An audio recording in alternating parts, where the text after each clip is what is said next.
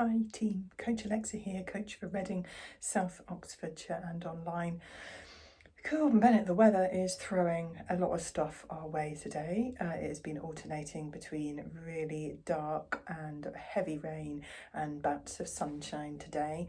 A little bit humid, muggy, very wet underfoot, but also 17 to 18 degrees. What is going on? Very confusing for us and nature.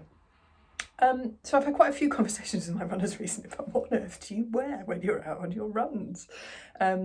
Because at the moment, this week, it's actually relatively mild. I think the temperatures are maybe due to drop a little bit more in coming weeks, possibly. But actually, when you're out running in, with your waterproof on, particularly if it's a short and speedier session, maybe you're doing some intervals or some tempo work where your muscles produce more heat when you're running faster because you're burning through more energy, and heat is basically a byproduct of that energy into muscular movement sort of equation, I guess, process. Is it even worth putting a rain jacket on if you're going out for a half an hour to 45-minute long speed work session on a wet but also fairly mild and slightly muggy day? Probably not. If you're going out for a long run in similar conditions, so you're going to be out for longer, you're going to be running a bit slower, therefore your body's generating more heat. You may also stop, or if you're anything like me, go over on your ankle or fall on your face in the mud, and there's the potential that you might be having to stop far away from home where you might get cold. Then yes, maybe take an extra layer in a bag with you, or wear your rain jacket unzipped or maybe done up with a little popper at the top so you don't get quite so cold.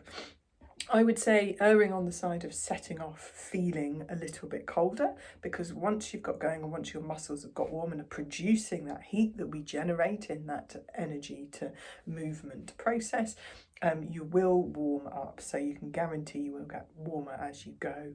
So if you're leaving the house feeling a little bit, good temperature or even a little bit warm, you will get hotter, probably too hot when you're out on the run. Another tip would be also to stay away from cotton. As most of you know, when it gets wet, it can start chafing, it gets misshapen. So this includes socks and pants. So as I've discovered recently, when you do get to soaking wet down to your underwear, having cotton pants on isn't a particularly pleasant experience.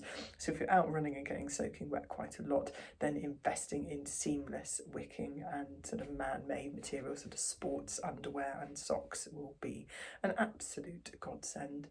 And I still, again, for longer runs, because it can be warmer, quite like merino.